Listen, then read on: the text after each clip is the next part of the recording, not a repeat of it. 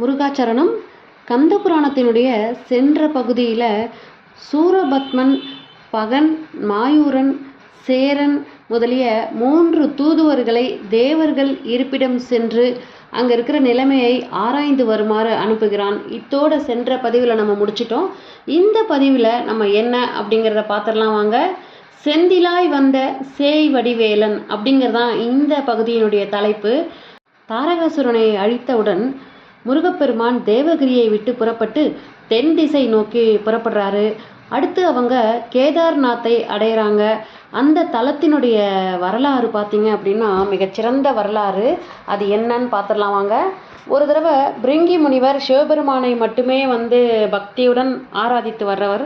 அவர் எப்போவுமே பார்வதி தேவியை அவர் சேர்ந்து வணங்க மாட்டார். பார்வதி தேவியோடு சிவபெருமான் இருக்கும் பொழுது அவர் சேர்ந்து வணங்க மாட்டார்.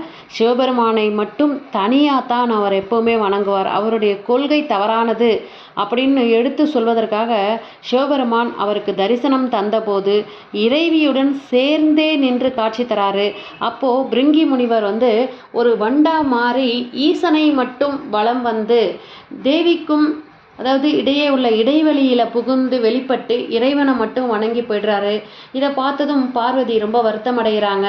அதனால் ஈசன்கிட்ட இருந்து தன்னை யாரும் பிரிச்சிடக்கூடாது அப்படின்னு அவருடைய இடபாகத்தை அடைய எண்ணம் கொண்டு அந்த தலத்துக்கு ஈசனை குறித்து அவங்க தவம் இருந்து இறைவன் அவள் முன் தோன்றி அருள் செய்து தேவியை தம்முடைய இடபாகத்திலே தாங்கி அர்த்தநாரீஸ்வரராக காட்சி தராரு.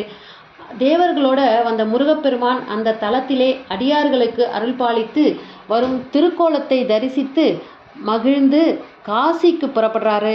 இந்த தலத்திலும் ஈசனுடைய திருவிளையாடல் அரங்கேறியிருக்கு. அது என்னன்னு பார்த்துடலாம் வாங்க. ஒரு சமயம் முனிவர்கள் நிறைந்த சபையிலே ஒரு விவாதம் எழுந்தது. அப்போது அங்கிருந்த வியாச முனிவர் திருமாலே பரம்பொருள் அப்படின்னு சொல்லி ஆரம்பித்து வைக்கிறாரு பிரச்சனையை. உடனே அப்படின்னு சொல்லிட்டு கையை தூக்கிடுறாரு வியாச முனிவர்.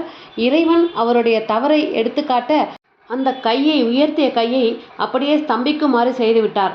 வியாசர் தம்முடைய தவறை உணர்ந்து சிவபெருமானே பரம்பொருள் அப்படிங்கிறத பிறருக்கு சொல்லிய போதுதான் அந்த உயர்ந்த கை கீழே இறங்கியது.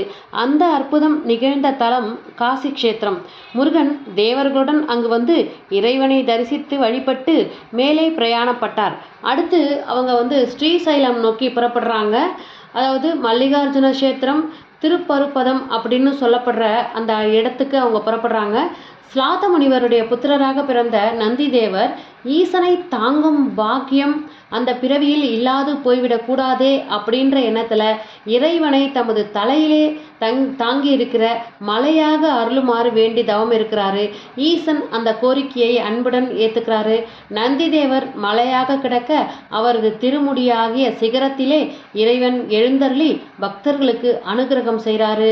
அந்த தலத்திலே இறைவன் திருக்கோலத்தை தரிசித்துவிட்டு திருவேங்கடத்தை அடைகிறாரு முருகப்பெருமான். ஒரு சமயம் மாங்கனிக்காக உலகம் சுற்றி வந்தும் தமக்கு கிட்டாது போய்விட்டதே என்ற வருத்தத்தில் முருகன் தாயிடம் கோபம் கொண்டு பாதாளத்தை அடைந்து அதற்கப்புறம் அங்கிருந்து ஒரு குகை வழியே வெளிப்பட்ட போதுதான் அங்கிருந்த புஷ்கரணி தீர்த்தத்தில் திருமாலும் தேவர்களும் இவங்களை முருகரை எல்லோரையும் பார்த்துட்டு சந்தோஷம் அடைஞ்சு மலர்களால் அர்ச்சித்து கொண்டாடினாங்க.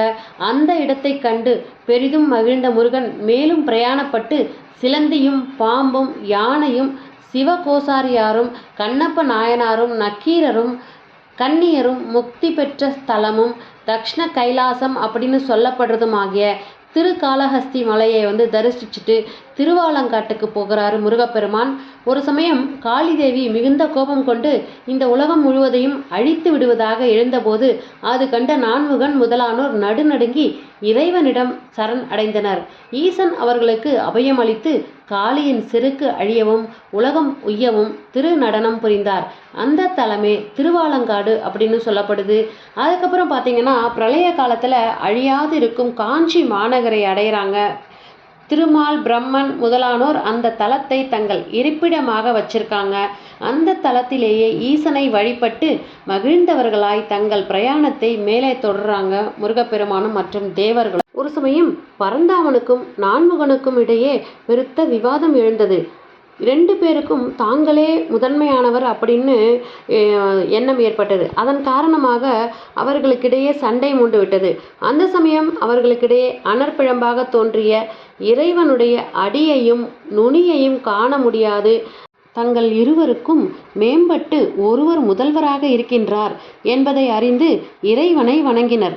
பூவுலகிலே ஈசன் அந்த திருக்கோலத்தை அருணகிரி என வழங்கும் திருவண்ணாமலையிலே பக்தர்களுக்கு காட்டி வருகின்றார்.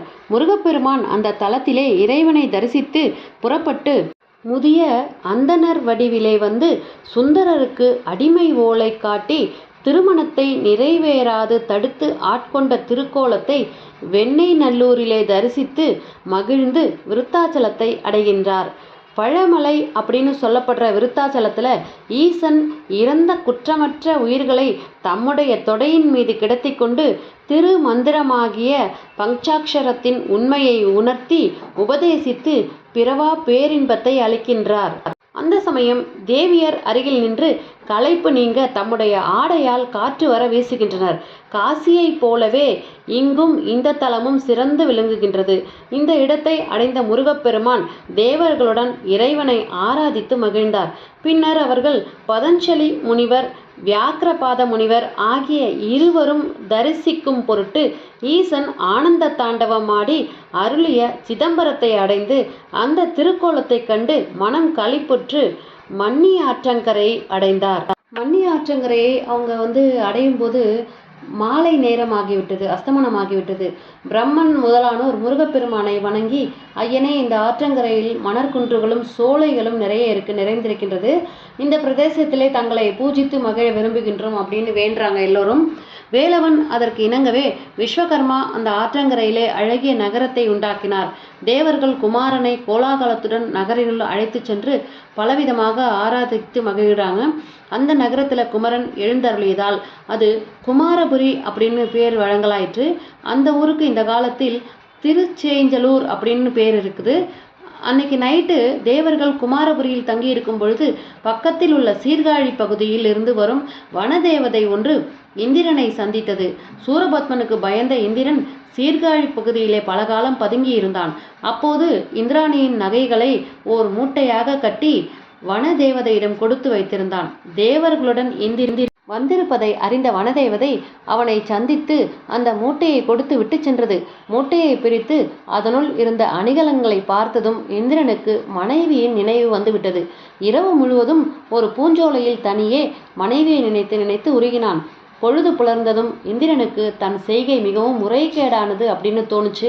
வேலவன் இருக்கும் இடத்தில் தான் அவ்வாறு மனைவியை எண்ணி வருந்தினோமே என்று வேதனையுற்றான். பின்னர் மனம் தெளிந்து முருகப்பெருமான் இருக்கும் இடத்திற்கு வந்து அவரை வணங்கி துதித்தான். ஃப்ரெண்ட்ஸ், இந்த பதிவினுடைய அடுத்த பகுதி நாளைய பதிவில் வரும். தவறாமல் நாளைய பதிவையும் இந்த பதிவையும் இணைத்து நீங்கள் ஒரு தடவை பார்த்தீங்க அப்படின்னா தான் இந்த கந்தபுராணத்தினுடைய இந்த பகுதி உங்களுக்கு புரிய வரும். ஸோ முருகப்பெருமான் ஒரு இடமா போய் எல்லோருடைய ஆசீர்வாதத்தையும் பெற்று திரும்பிய பிறகே சூரபத்மனை வதம் செய்வது நிகழும். மறக்காமல் இந்த பகுதியினுடைய அடுத்த பகுதி நாளை வெளிவரும். மறக்காமல் பாருங்கள். இந்த பதிவு பிடிச்சிருந்ததுன்னா இந்த பதிவுக்கு ஒரு லைக் கொடுத்துட்டு உங்கள் ஃப்ரெண்ட்ஸ் அண்ட் ஃபேமிலிக்கு ஷேர் பண்ணி பாருங்கள். மீண்டும் அடுத்த பதிவில் சந்திக்கிறேன். வெற்றிவேல் முருகனுக்கு அரோகரா. நன்றி, வணக்கம்.